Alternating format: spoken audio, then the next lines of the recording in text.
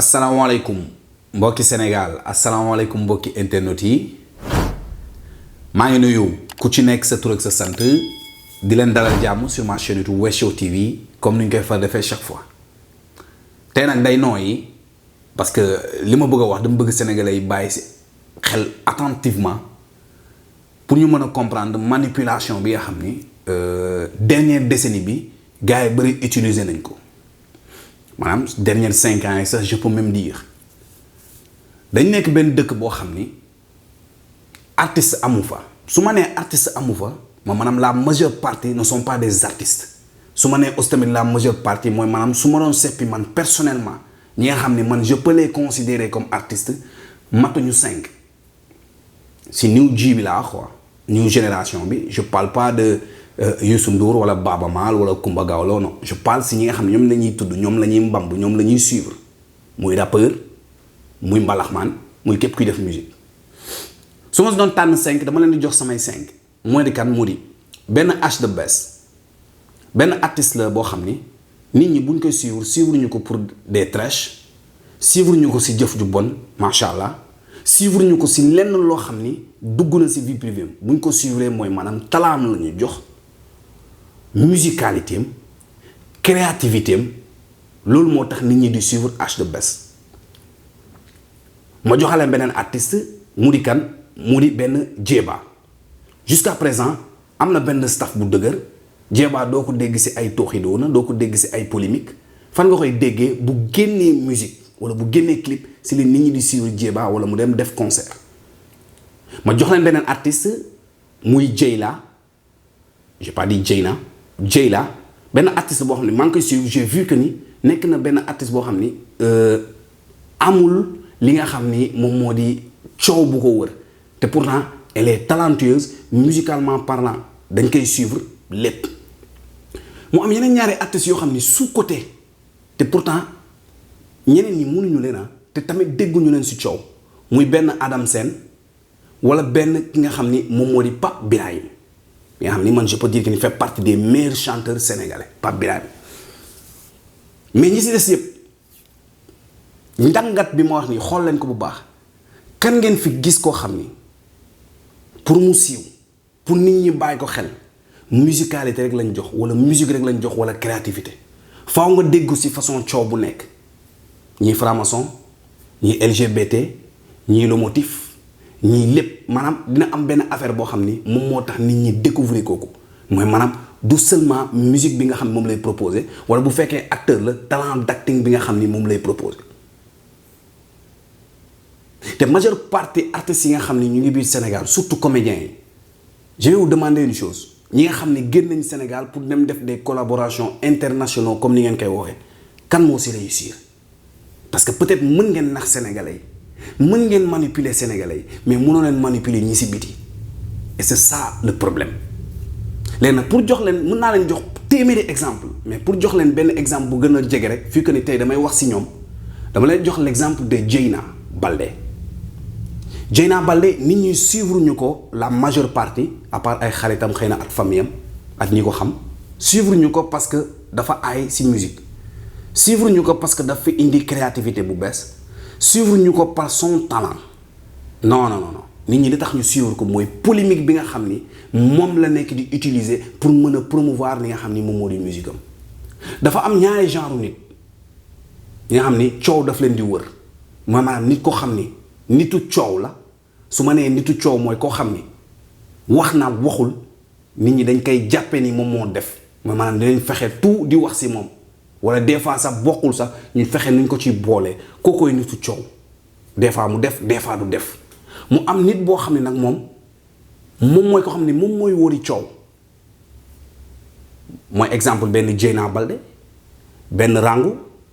wala ñi nga xam ne dañuy wane seen ween yi si Instagram ñi nga xam ne dañuy ñëw raconter seen vie si Instagram ñooñu dañu bëgg nit ñi wax si moom ñooñu la ñuy woowee victime du net mooy maanaam tey jii nii amuñu créativité amuñu talent amuñu lenn loo xam ne mën nañ ko jox nit ñi ba nit ñi suivre leen qu'est-ce qu'ils vont faire dañuy créer li nga xam ne moom moo di ay polémique ay buzz loo xam ne nit ñi mën nañ leen waas nit ñi xam leen ëllëg si bi ñu toog ñu indi li nga xam ne moom moo di victimisation mooy maanaam phénomène jooy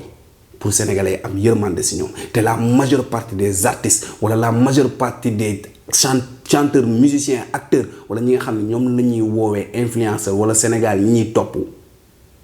ñooñu ñëpp buzz moo tax ñu siiw mais du talent du créativité du dara. loolu mooy li nga xam ne moom moo nekk Sénégal manipulation boobu nag site yi jàpp si télé yi jàpp si créer des personnages yoo xam ne amuñu njëriñ seen bopp sax xamtuma la Sénégal loolu moo nekk di yàq Sénégal ba nga xam ne lépp lu baax li ngeen bëgg nit ñi wax si duñ ko gis moo tax Sénégal ñiy def lu baax ils sont peu te pourtant wanewuñu leen loolu mooy li nga xam moom moo di phénomène Sénégal. tey nag j'ai vu benn émission boo xam ni j'ai vu Bril toog Dieyna toog mu nekk benn scénario boo xam ni ça m'a fait rire parce que en toute sincérité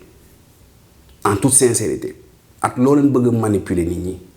ñun xam nañ lan what is the deal comme ni ma leen ko waxee sànq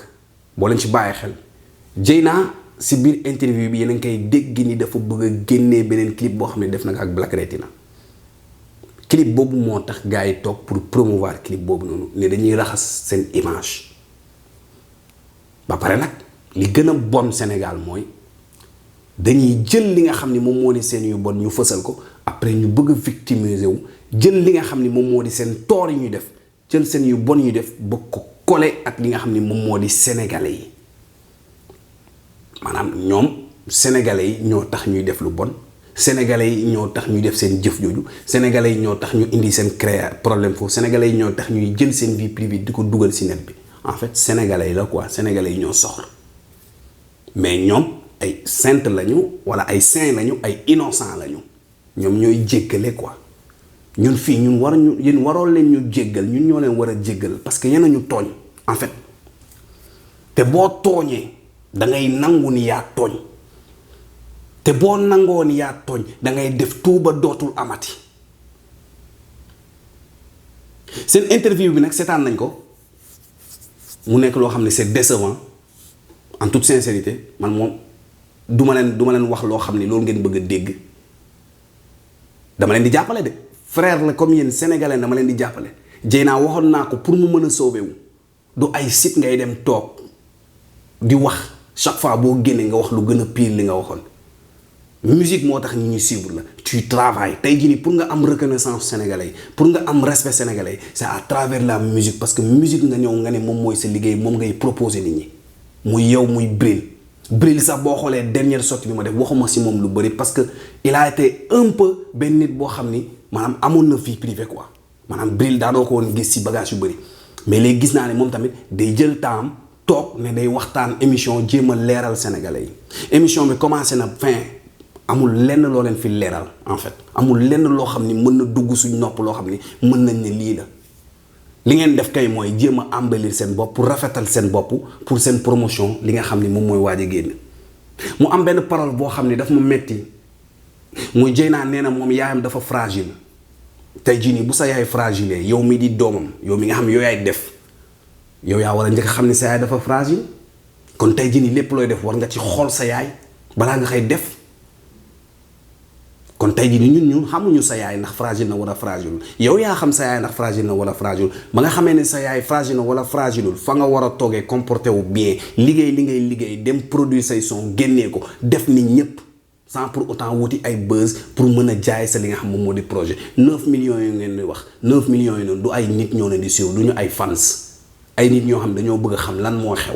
bu du woon trèche yi nga xam ne am na ko dina metti trop pour nga toll fi nga toll nii wala nit ñi di la bàyyi xel. kon ressaisis-toi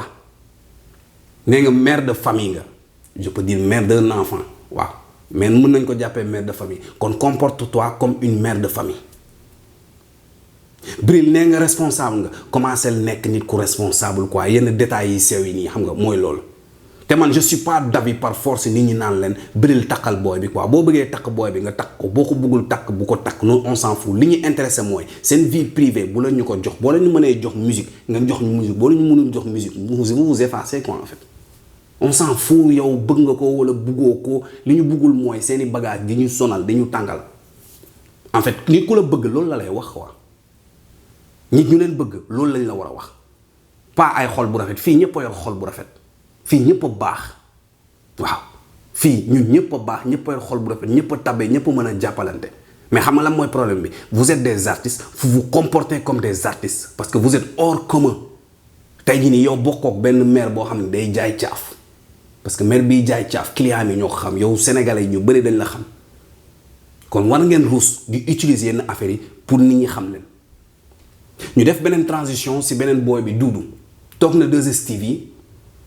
ne médias yi dañ la war a protéger non Doudou médias yi waruñu la protéger médias yi dañuy liggéey médias yi waruñu la mënuñu la protéger xam nga moo war a yow yaa war a protéger sa bopp ak sa entourage yow Doudou yaa war a protéger sa bopp ak sa entourage pas les médias du médias yi du sénégalais yi li nga leen di jox loolu la ñuy wax on juge pas on critique tey jii nii comme ni ko du ngóoru waxee